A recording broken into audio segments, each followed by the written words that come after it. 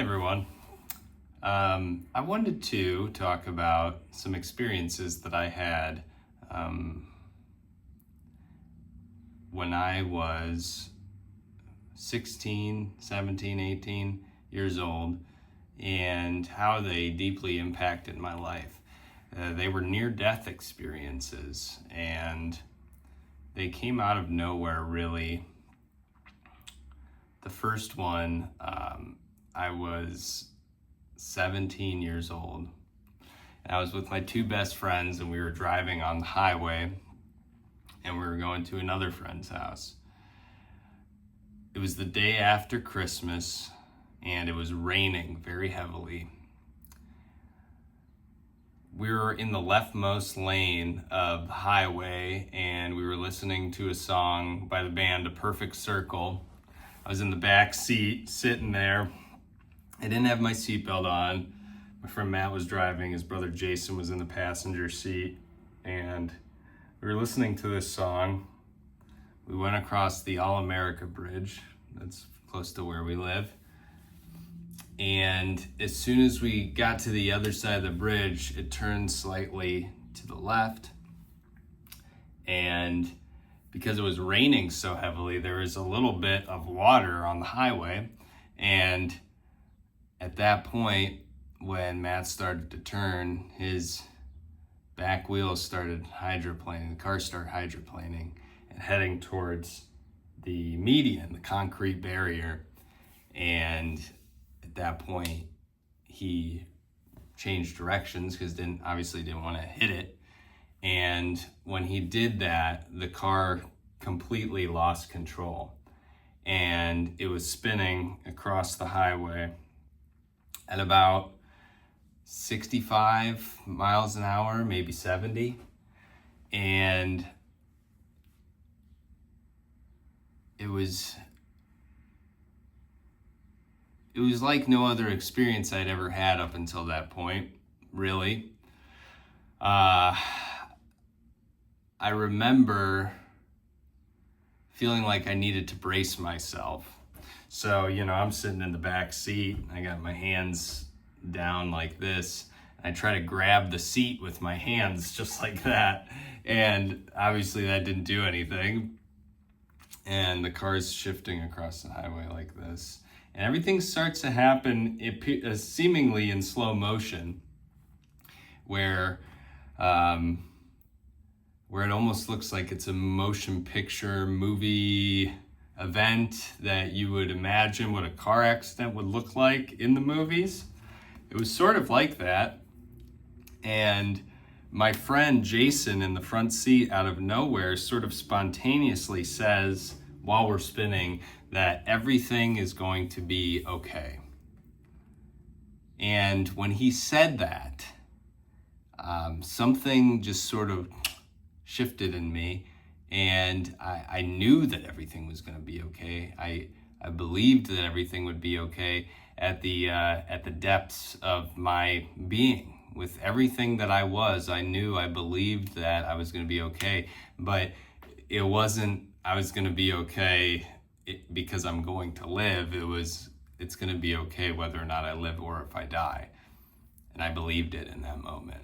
And all of a sudden, as that happened, I sort of felt like suspended in space and time. It was almost as if I was watching the event above myself in the roof of the car, looking down, seeing the tops of the heads of my friends, and just sort of like in this suspended state of peace and love, and that everything was good and everything would be taken care of.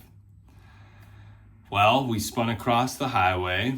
I'm having this experience, and we ended up slamming into the other side of the highway on the guardrail. Hit my head on the window. Wasn't too bad, but enough to probably get mildly concussed. And shortly after, one thing that was sort of a miracle was that there weren't cars behind us for probably 10 seconds. Maybe it was less than that. So like when we were spinning across the highway, I could see lights, but they weren't like right next to us. we hit the guardrail. We're alive. It's a miracle. Everyone's okay for the most part. And as soon as we hit and I sort of come to and come back into my sense of self, and that like adrenaline or whatever it was sort of dissipates a little bit, I realized that I could have just died. And this sort of thought pervaded my consciousness. It was really all I could think about. And so I went home, and when I went home, I threw up. And I went upstairs, and I was sitting in bed and lying there. I remember the way that the light was shining from this side lamp that I had. And I had this thought to myself, like, if this could have been taken away so easily, this life, then what is the meaning of it? What's my purpose here? What's the purpose of life? And that sent me on a journey at that moment to find meaning in life. And I mean, I was a happy kid. I had a lot going on in my life, but I never really gave two thoughts about what my purpose here would be, or how I could find meaning, or what life means, what any of it means. Is there a higher power? What happens after you die? Is there a way to, find love and peace and happiness while I'm on earth? So I got into all the world's great religions and read a lot about psychology and philosophy, learned how to meditate and started praying, learned yoga, all sorts of stuff. Well, it wasn't but maybe 3 months after that I found myself in another near-death position, this time a little more critical and potentially fatal. I was playing Frisbee with same friend, the one that was driving, and we were at a park. We had gotten out of school early, and we had this Frisbee that went really far. It's like an aerobie disc or aerobie flyer, so it doesn't have a center. It could go probably the length of a football field. So he was on the entire opposite side of the park and was just tossing them. We were tossing them back and forth, and we'd be running really fast to get it. Well, so I was at the park. My girlfriend called me, and she said that she actually could see me, that she was at the park, and that she was going to come over and say hi with her friend. And so I had my phone up like this, and the Frisbee's coming, and I'm talking to her, and I'm going, and before you know it, the Frisbee's pretty close to me, and wham! I ran into these baseball bleachers, stadium bleachers, sort of hit like this and then wrapped around like that. And everything sort of went black for a minute, and it was almost like a computer was restarting, was how my consciousness sort of adjusted to what was happening. It was like just a boom, and everything went black, and then restarted, and I could hear my friend laughing in the background, and I was like, wow, that is pretty funny. I just ran into bleachers playing Frisbee. And so I opened my eyes, I got off of the bleachers, and I wanted to laugh, so I tried to laugh. And as soon as I did that, I had a deep pain within me, and I realized I couldn't laugh, and I was just like hunched over like this. And Frisbee game didn't last much longer than that, and I asked my friend to drive me home, and I was just sort of like, whoa, that was intense. I go home, I lay down on the couch. My friend Matt's like, do you need anything? And I'm like, no, I'm fine. And so I just laying there, and luckily my mom and Granny had just come home. So they come in, and as Matt's leaving, and he sort of tells them what happened. And my mom instantly knows that something's wrong because she was just that kind of person. And go to the hospital. And when I get to the hospital, they're sort of like poking and prodding at me as if I'm a foreign species or an alien or something. And they rip my shirt off, and I'm laying there on the hospital bed, and and they say, "Oh yeah, he's in good shape for for a boy his age," and all this stuff. And I'm just laying there like, what's going on? They give me these scans. They ask me to do certain things. I do them or don't do them. And the doctor comes in and he says, "Yeah, you severed your pancreas. So your pancreas, the organ that's connected to your digestive system, it's an endocrine function, it has split, and we need to remove it because you're bleeding internally, and otherwise you'll die." And well, they didn't say that, but that was like the vibe was, we need to do this immediately or else. And I remember being like, whoa, okay, well, I'm here again. And they're pushing me down the hallway, and the lights are sort of passing above me like this. And my mom was so worried. My dad was even worried. And I kind of had the feeling that could have been like the last moment that I was alive. And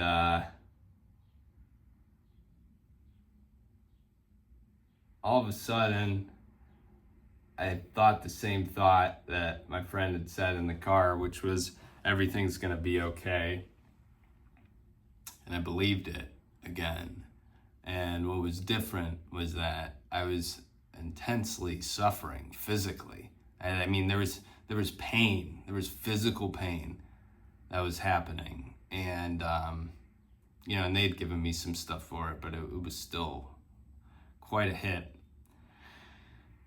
And it was like, almost like, oh, well, I can also see that everything's gonna be okay while I'm in intense pain, which was like another lesson to be learned in that moment. So I went through surgery. I ended up waking up.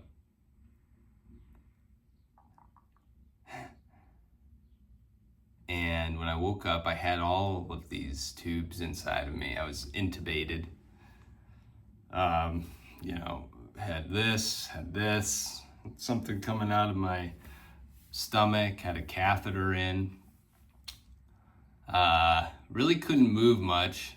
I had this massive scar down the center of my abdomen. And I was 17 years old. I was about 10 days away from turning 18, coming of age. And I couldn't believe that it just happened. Felt like I ruined my life. But I had just had this other near-death experience, and I had sort of like intuited that there was more to life than what happens. And so I was like kind of trying to see that I could approach this situation from a higher perspective, and which is good.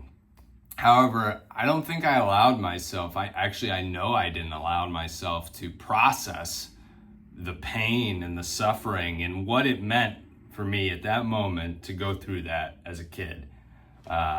Because it stayed with me for years. And I didn't even know it was there. That it was a traumatic experience. So those are my two near-death experiences. And that really sort of shaped the rest of my life up until this point, I wouldn't be who I am today without those experiences. I wouldn't be as like weird as I am because I'm sort of obsessed. I don't know if obsessed is the right word, but my whole like intention towards life and the way that I like look at life, all of that got rearranged and changed in those moments. And so I became self-aware. I became focused on love and being a loving person and adding meaning into my life, finding meaning, adding meaning to other people's lives. Because I saw that at that moment that life was short and that anything could happen. At the blink of an eye, anything could happen.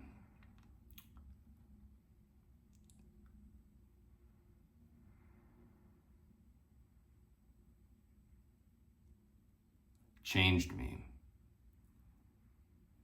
I wouldn't know the value of my own life today without those experiences. I don't think, at least to the extent that I know the value of it today. So what does that mean then moving forward for me? Because there was a lot that happened after that too, and a lot of it was not good, seemingly. At least it wasn't experienced as good things that happened. It means that 1, my life has value. 2, I have a choice in how I approach life, no matter what card I am dealt. 3, that doesn't mean that I don't have to. It doesn't mean that I don't address or feel negative things. It doesn't mean that I run away from pain. It doesn't mean that I go into trying to feel as good as I can, as often as I can, because the pain is too much. On the contrary, these events reorganized my life in a way where now the focus is that, well, at any moment things can change. So what am I going to bring to life? What am I going to bring to my own life, to my friends, my family? How am I going to show up for them? And it's taken me, I'm 33 years old now. It's taken me since I was 17, so almost 15, 16 years to start to live this way and really intuit it and really believe it. How I show up in life is so important. Just showing up is so important. Being loving is so important. Being kind is so important.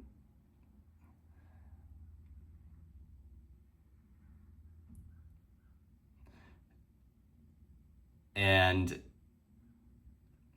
what I learned and what I'm continuing to learn is that I have the capacity to be a loving person, to be a forgiving person, to be an accepting person, to be a compassionate person, to approach life in a way that is creative, to give back, to see the value in others' lives. And so that's really the whole point of what I'm doing right now with making this channel and talking about the things that have happened in my life and my own subjective experience of life and reality and a higher power, is that it's not something that it has so much value. Everyone's story has so much value. So whether you went through a near-death experience or you have suffering in your life or whatever it might be, or things are going well in your life, it all has value in the sense that you can use these life experiences, you can use the relationships that you have, you can treat them in a way that helps you become the highest version of yourself. You can learn to integrate those shadowy aspects of yourself. You can learn to be forgiving. You can learn to face pain, right? And not run away from it. You don't have to go through a near-death experience to do that. Maybe for me, maybe my ego was too strong and I did need to do that.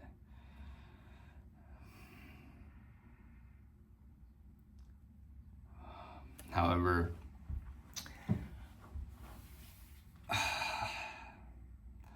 my point is this, that love is the most important thing that we can be for ourselves and for the world. There's nothing that is going to top that. Love is it's our true nature. It's what connects us to everything else in this world. It's what connects us to the divine, to God, is love. And so in our lives, when we break it down, we can see that there's really two choices. And I'm not the only person that said this. I've read it, heard about it hundreds of times. You have love and you have fear. What choice are you going to make? The choice is up to us. The choice is that we can choose love or we can choose fear. And if we choose fear, what we find is isolation. We find suffering. We find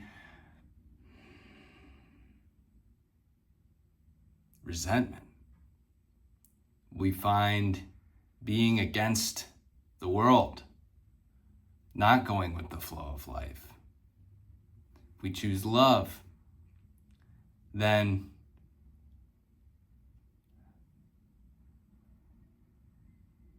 we become the thing that we're looking for. So, rather than looking outside of ourselves for someone, something, some event, some career to be the thing that changes our lives, we become the thing that changes our life. We are the thing that changes our life.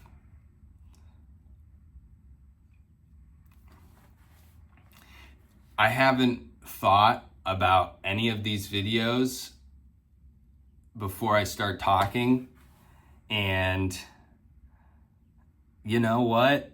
It's kind of fun that way, and it's inspiring. Some of it might not make sense, and I might jump around a lot, but I think it's valuable that this is coming from my heart. This is something that is occurring now, in this moment. And my hope would be that whoever watches this finds some inspiration from this video. And what I will say is that this video isn't going to be the thing that's going to do it. It's going to, if it does anything, it's just going to trigger what you already are. If you feel inspired, that inspiration's within you already.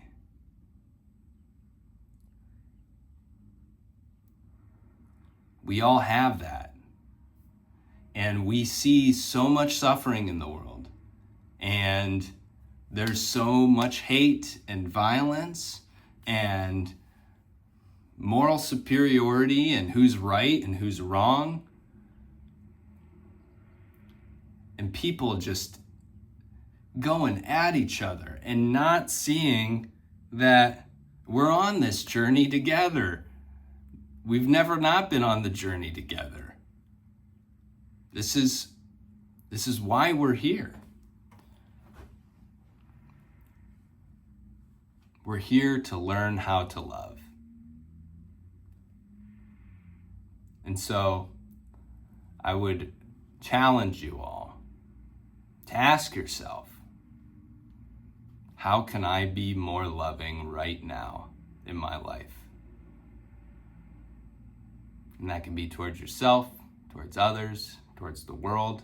It can be something very simple. It all starts by being a friendly person to the person behind the counter that's ringing up your groceries.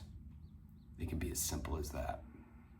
It can be as simple as acknowledging and seeing somebody and honoring them where they're at, not trying to change them, allowing them to be as they are and being a reflection of that. I love you all, and thanks for watching. Peace out.